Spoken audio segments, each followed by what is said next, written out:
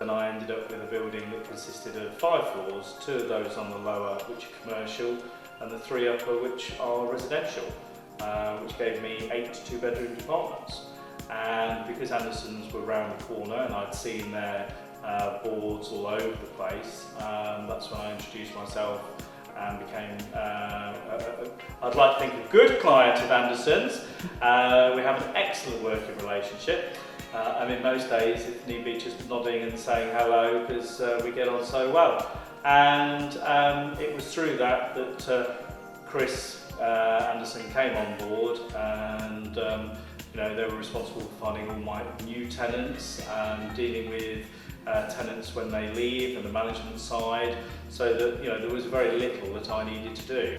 And it seems to have worked very well, and I'm very pleased with it. And like I say, Andersons, if there are any issues, the tenant normally notifies them, they call me. But whenever I've needed Andersons or whatever, I can leave it with them.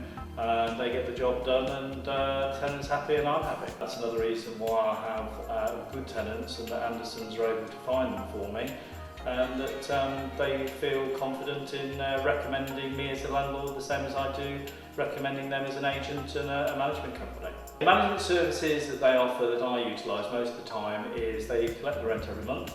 If there are ever any rent arrears or a tenant is late for any reason, they're on the phone to the tenant and to me just to give me an update. They have a good book of workmen, whether it be plumbers, electricians or whatever.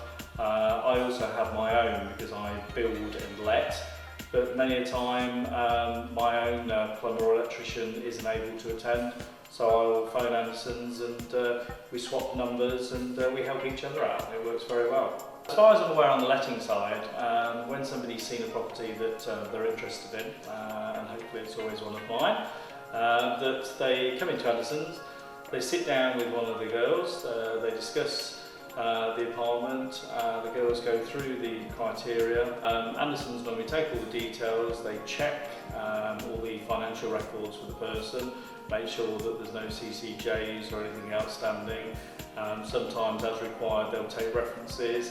If need be, if the particular person doesn't actually qualify on the financial side by their own standing, then they will also look to obtain financial guarantees through third parties, be it parents or whatever.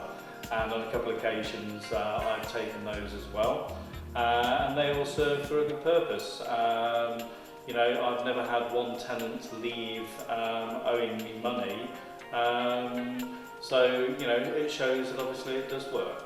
I would probably say that Chris Anderson is 50% of Andersons. Chris is a very big, very caring guy, very professional. It's not a job, it's something that he enjoys doing, and that shows.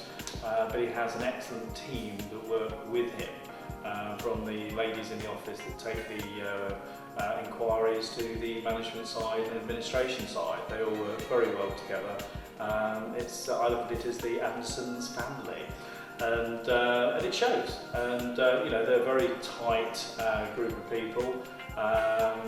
Normally you find with some institutions the left hand and the right hand don't know what they're doing, but they have regular meetings, everything gets updated.